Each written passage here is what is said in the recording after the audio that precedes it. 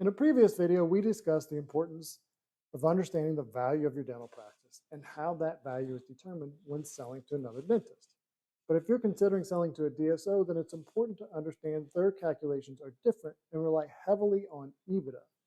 If you're new to all this terminology, DSO stands for Dental Service Organization and is sometimes referred to as corporate dentistry or even PE for private equity groups.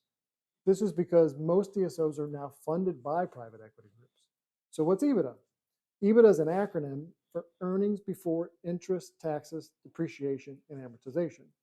And like our discussion on dentist-to-dentist valuations, adjustments need to be made to properly calculate EBITDA. The main adjustments include owner's compensation, personal expenses, and non-recurring expenses. One of the main differences between EBITDA and free cash flow that we discussed previously is EBITDA actually includes dentist compensation. The adjustment here is to normalize the owner's compensation to market rates for associate compensation, because after you sell to the DSO, you'll become an associate dentist, or they will replace you with an associate dentist, making that calculation necessary. Keep in mind that today, most DSOs want the selling dentist to stay as an associate for 3 to 5 years. Now, after the EBITDA is calculated, these groups will apply a multiplier or multiple in determining the value of the practice. For example, if the EBITDA is $300,000 and the multiple is 5, then the total value is $1.5 million. In general, the higher the EBITDA, the higher the multiple, and the lower the EBITDA, the lower the multiple.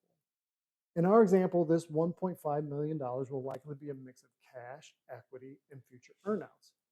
And while the EBITDA and the multiplier are large parts of the equation, they are not the only parts and pieces to consider. There's a saying amongst these groups, you name the price and I'll name the terms.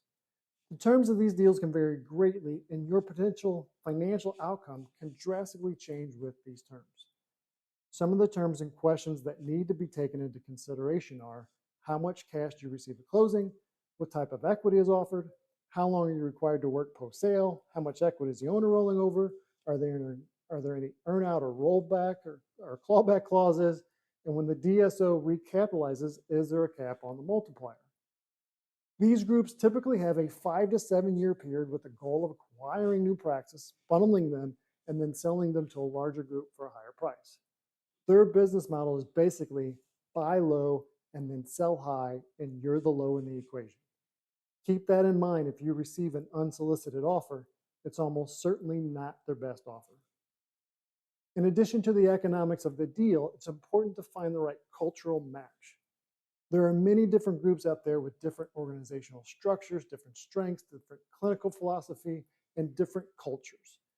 Working with a sell-side advisor like DDSmatch can bring multiple parties to the table and let them fight over you instead of you fighting with one of them for their best terms. At the end of the day, it's important to find the right match and the right partner so you can enjoy your last years before riding off into the sunset.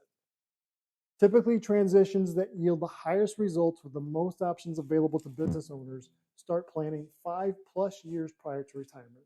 And this is even more important when selling to a DSO. If you would like to understand the value of your dental practice, whether it's selling to a DSO or another dentist, then reach out and start the conversation today. I'm Mike Rogers with DDSmatch, and I'm here to help.